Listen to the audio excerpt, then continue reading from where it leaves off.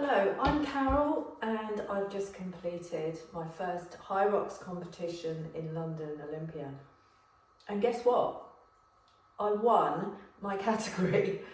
I won the women's solo age 60 to 64. I won it. I still can't believe it. I honestly was not expecting to win it. I went in there with an idea that if I came under 2 hours, I'd be quite happy with that and finished it. But I actually got 1 hour 29 something. I'm absolutely amazed. Anyway, clearly my training has paid off and I'm better than I thought I was. But everyone else said to me that they thought I could do well. I was probably the only one that didn't actually realise how well I could do.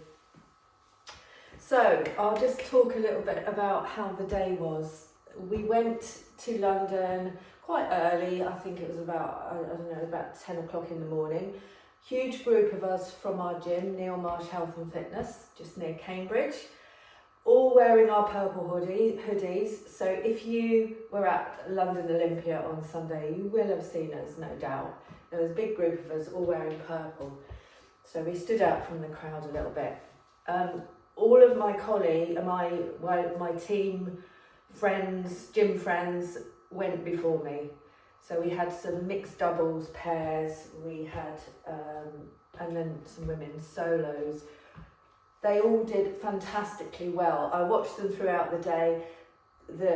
The atmosphere was absolutely fantastic. I loved it. I loved the music, the whole vibe of it. It was brilliant. I was just on a high from the minute I got there, and watching all my friends compete. And we had such a fantastic support crew as well.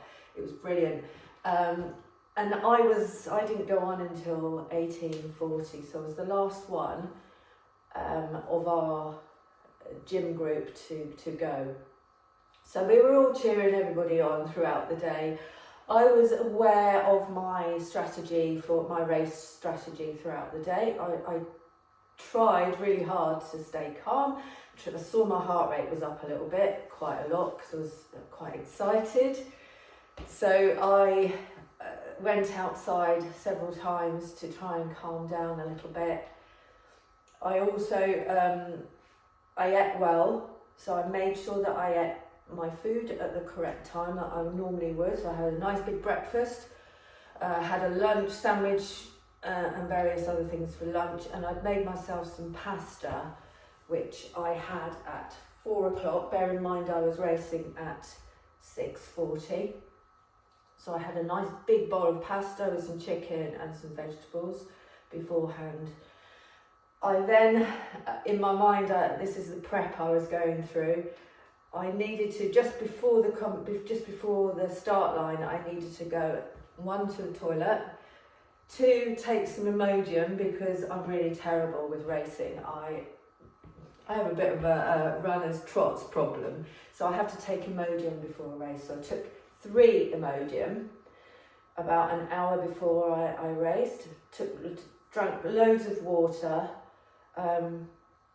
And just going back a little bit, the 2 days before my race, I nearly completely rested. So I was going to train on Friday, but I decided not to because I was feeling a little bit tired. And I thought, that's not good. 2 days before the race, don't really want to be tired and fatigue myself more. So I missed a training session. But I'm always active anyway, so I did a Pilates class in the evening, which was enough, and some walking. And then on the Saturday, all I did was take dog for a walk. So that was my prep. So I think I prepped quite well for it. Did a fair amount of stretching on the day, on Sunday, whilst I was in between watching my teammates. Fair bit of stretching. We had a nice area to sit down in, because so we were in the affiliate gym member area, so we had somewhere to dump all the bags and everything. I really liked the layout of the arena. It made sense to me in terms of not getting lost. so it was easy to negotiate the different stations. So we had a good old time to check out the venue, check out where everything was beforehand, and you know where you went in and out. The only thing that confused me a little bit was the laps, so I had to really get it into my head where I needed to count. So what I did was I came out of the out tunnel. So I counted the first time I came round, 1, 2, 3, and then in. And I actually did it as I was running round on my fingers like that. So I'd held one thumb up on the first lap, then 2, then 3, and then straight into the in. So the start pen, I met 2 really nice ladies. I don't know how old they were, but older than the rest of everybody in the start pen. Everybody looked so young in the start pen. Loads of people in their 20s, loads of sort of fit looking young girls with their spray tans on. And these 2 ladies started talking to me, and we were obviously all nervous, but they said, just look at all these young girls, they'll just go out like a bomb and then we'll be passing them later. And it was true in some cases. So start pen, nice little build up, 10-minute build up while you're standing there with the sort of the sounds and everything's like being in a rave. And then off we went. So I had deliberately decided I was not going to go out fast. So I really kind of held back on the first 3 laps. I didn't follow everybody else. I just went my own pace and into the ski erg. Ski erg also, I was going to take it quite easy. And I did. Looking at my splits, the time on the ski erg was not fantastic. I was sort of like middle of the pack really in my age group. Yeah, I didn't go all out there, so I didn't knacker myself early on. Then second run was fine, and then onto the sled push and pull. Now I had been, if you've watched any of my vlogs before about what my training consisted of, I have been worried about these sleds, that the fact that the carpet was going to be like Velcro and all this, but I actually found them quite easy.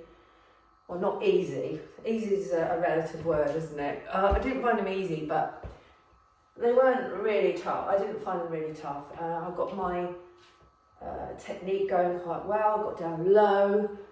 We were told by other people that had done the course to get down low because the carpet was crinkling a bit. And the pull, I got a really nice rhythm going. I pulled up through legs, walked back, moved my rope. I did that again because I'd seen some people fall over, so I just made sure that my rope was out of the way. Then back to the run. What was next? Burpee broad jumps. See, I've got it off to a T now. I can remember the order. Burpee broad jumps were probably, I would say, one of my hardest stations. I'm very good on burpees. I'm quite quick, but it was just the length of it. But when you're quite tired and your heart rate's my heart rate at that point had gone up to over 170 from the sleds. So I was trying to get it down, but obviously you can't get it down on the burpees. So I was resting, I was doing 10 and then resting, 10 and then resting. And I did alternate between jumping, because I find jumping quite quick, and stepping out. So I was just mixing it up. I had no particular number that I was doing of each, was just mixing the 2 up. So I did that, yeah. So that was quite hard. I found that quite hard. And then we were onto the row. So at that point, I took my little cliff block. I had planned to do that on the row for energy. Did that, didn't forget to do it. I was taking water every single time I came in from the run as well. Just a few sips, chuck the cup away. The row was okay. I just took it quite steady, nice, regular rhythm. I didn't go full out, although I did. There was a girl I am quite competitive, and there was a girl next to me that came in at the same time. I just kept glancing over to how far she was on her row, and I could see that I was behind her, and that kind of made me speed up a little bit. So towards the end, I did speed up a little bit because I thought I'm not going to let her finish way before me. I want to catch up some ground on that, so I did. And then off I went again. What was after the row? What's after the row? I think it was Farmers. Yeah, that's number 6, isn't it? No, number 5. Number 5 was Farmers. Anyway, Farmers, yeah. 2 times 16 kilos, got the chalk on. I smashed it actually, looking at my splits. My Farmers was pretty good.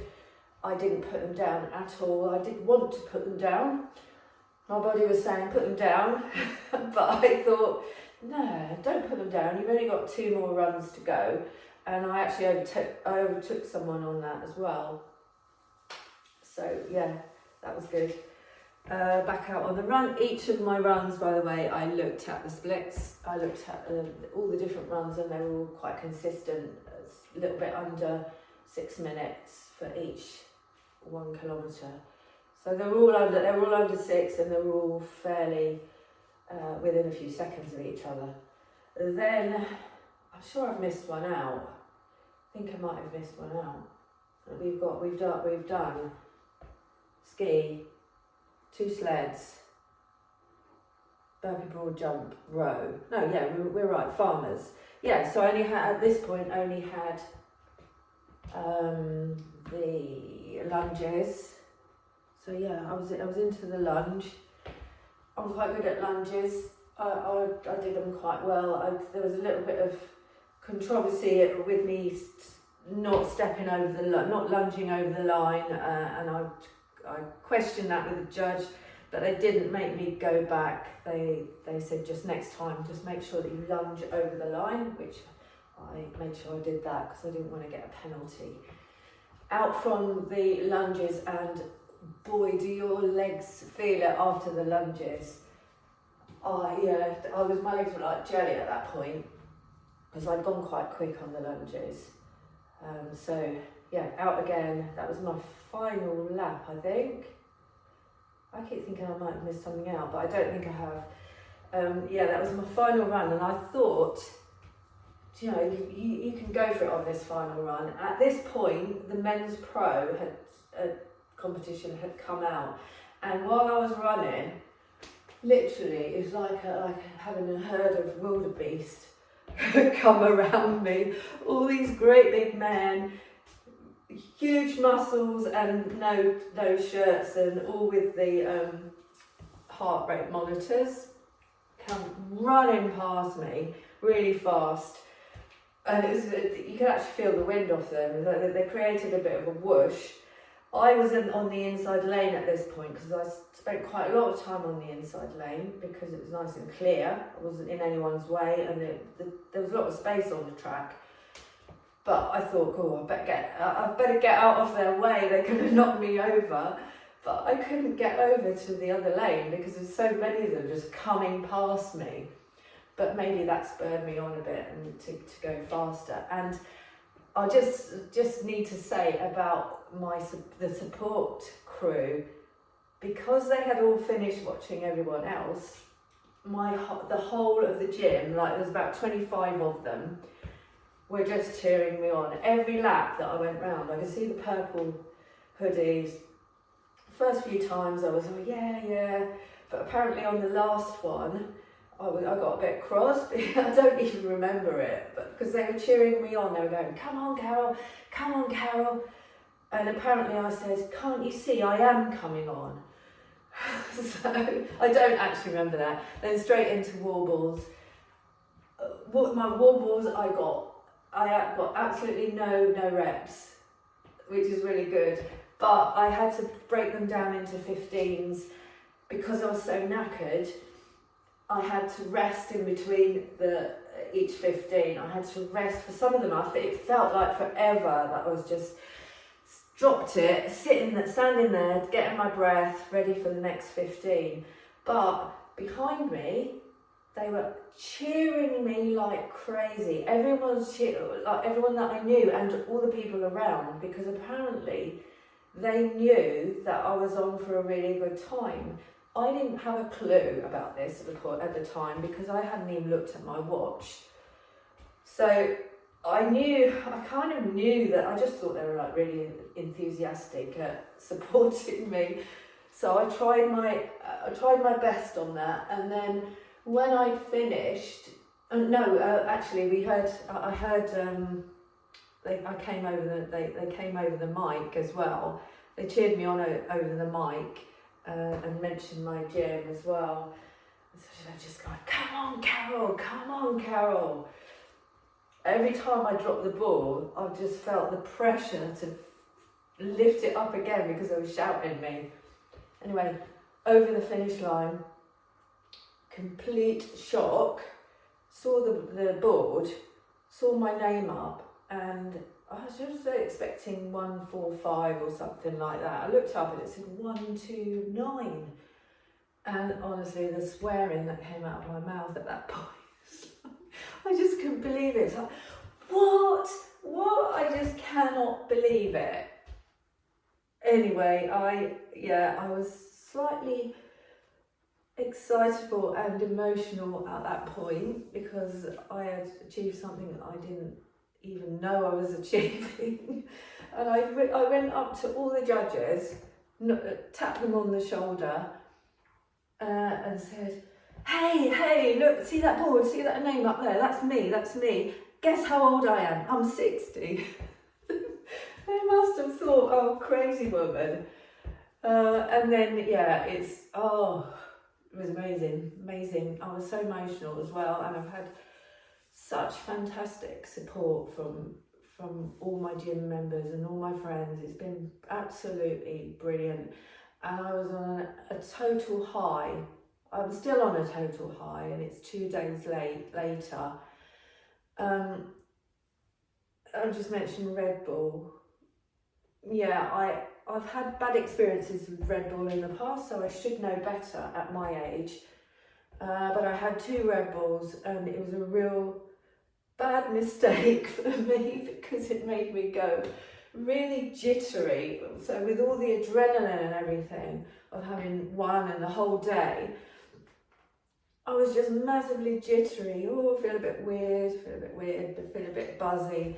And then when I got home, we didn't get home probably until about 11 or 12.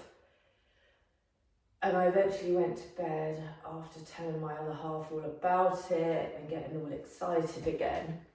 Went to bed and I literally could not sleep until 4 a.m. I was so buzzing with the Red Bull. I don't know if it was the Red Bull or the hype of the race and everything.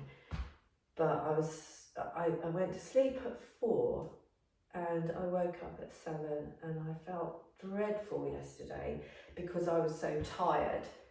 Not so much physically, but just mentally drained and still really excited as well. So I tried to go to bed last night at 8 o'clock, thinking I was going to catch up on some sleep. 2 hours later, I'm still awake. Ridiculous. Anyway, I did eventually sleep, and I had got a reasonable amount of sleep. So I am today, I've been to the gym and I've done a bar and balance session. I'm about to do another Pilates session in here. I've got 2 more tonight. My glutes are killing me. I am so sore. Let me just squat down. Oh, yeah, still sore. Loosened up a bit after my Pilates this morning, but I am really, really sore. So this is it. I am a champion. I can't believe it. So I'm now just waiting to hear whether. Well, I will have got into the World Championships because we only had 1 place in the women's 60 to 64 category. I just haven't heard anything from Hyrox. I have not received an email or anything. So I need to make a decision on that because it's only the end of May. It's really soon. It's a bit of a whirlwind because, I'm not going to have time to get any better than I am now. who knows, I might not even be as good as that on the day if I do the World Championships, but we'll see. I'll keep you updated on what I decide to do. So if you have been following my training, all my training, you'll see what I've done. You'll see how I got to this position. The sky's the limit. You know, you don't have to be young to achieve things. You can keep going. You can keep being fit at my age and older. You know, there's a lot of people who've done Hyrox yesterday and the day before who are well over 60. So please subscribe to my channel. See what happens in the future. See how I get on. Have a look at what my training strategy is, and yeah, I'm gonna try and chill out now. See you soon.